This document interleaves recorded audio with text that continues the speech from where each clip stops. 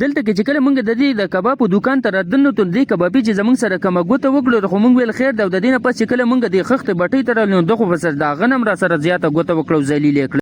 سلامونه ټولو یاران دوستان ته. نن چې کوم د ورځې تقریبا 3 بجې شو نو ما د دوه مرګرو ته رنګ وکم ملزر تر زر روزي تاسو د پاره یو سرپرایز دی. خو دوی د دین نو خبر چې د مونږ کم زیته بوزي نو په دوکا مې روان کړو دلته کې ډایرکټ چې کله مونږ روټ ته وته خو د مانه بار ته پوښتنه کول یره ول ته مونږ کم زیته بوزي. ما ویل راځي زه درته وایم خو دلته کې چې مونږ کله شیرګړ خپل تر اوس تاسو لیدې شي چې ماشاءالله ډیر زیات خولي سیندري ور کوي. خو ما ویل خیر دی رانه بار ته پوښتنه کول ما وتل تاسو ټینشن مالي زه تاسو باندې کباب هم خورو دا غنه پاسم یو خولي او سپیشل ته بوزما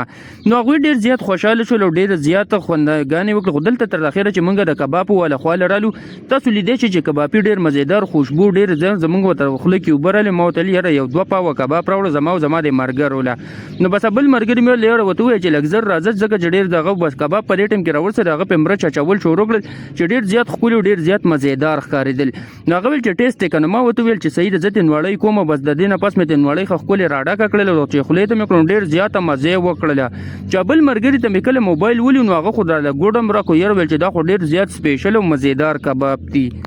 د کباب خوړلو نه پس ما ویل راځي چې وسه غ سرپرایز زیتم بوزم نو بس ډایرکټ مونږ دغه ځای نه وروتلو دی خو ته چې روډ تم وکتل نو بس ډیر زیات را شو بس ډایرکټ هم داتیانو روډ ته گاډي راوړو دی چې په موټر سایکل باندې راوغتو بس ډایرکټ مخه وکړله. نو بس دوی راته ویل چرته کې بس ډایرکټ مې راوستل د خښتو باټۍ ته ما ویل دلته کې زماله کار دی نو بدل د خښتو په باټۍ کې چې مونږ معلومات کول ځکه چې زه کور جوړوم د خیر سره نو پاغي کې مې خښتې اغستې خو نن د غونډو خښتو ولا باټو ریټونه بهم تاسو وته غوا کې دی خښتې ولا مونږ رالو چې درته ویل اخیری 16000 روپۍ خښتې د چانکر ویل خو ماته ویل چې یره زه به تعالی تقریبا په 14000 روپۍ باندې 1000 خښته درکم. نو ما ویل زمونږ دوه درې ځایونو تپوس نور هم کو ځکه چې دوه درې ځایونه تپوس کول د سنت طریقه ده. نو بس هغه مډول نه ونه کړل بالکل روجان ویل زمونږ رور ته لاړ چې تپوس وکړه او ویل راشه بس ما مرګرو ته موټر سایکل ته خېږي چې لاړ شو نو بس د دینه پس چې کوم د مونږ موټر سایکل باندې کېناسو او هغه بلی بټۍ والا طرف ته روان شولو. چې کله دلته کې مونږ د بلی بټۍ والا ته راورسېدو نو هغه ته د لري نو ویل چې یره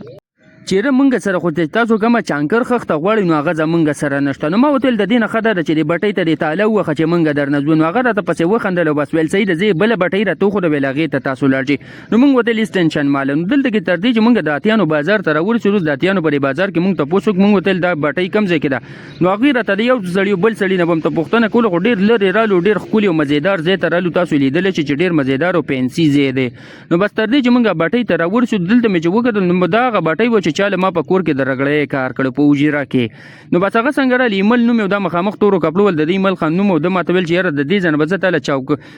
خخ د در کوم خویل دا برته ډیره ګرانی پوړلو کې پریوزي نو مو دل سید به دغه ځنه ډایرکټ روان شو مو دې طرف ته بل چاره ته بټي یو خو د لمات ویل چې هغه ته ځان ورسو دغه ځای ختم خده او دغه ځای چې کم دی ریټونم خري. نو بجلاله پول نه چې کله مونږ راوختو تالو لیدل چې دلته مونږ د مټیانو دکان ته رالو د مرګر ویل خواګه خرو روټیم خړلې خواګم پسې نو خړ مو دل سید بیغه مشه نو بس دې لمنه خواګه خو خړل خو بزاغینه پات چې کله مونږ موټر سایکل ته واپس راوخته هغه بلې بټۍ ته روان شولو.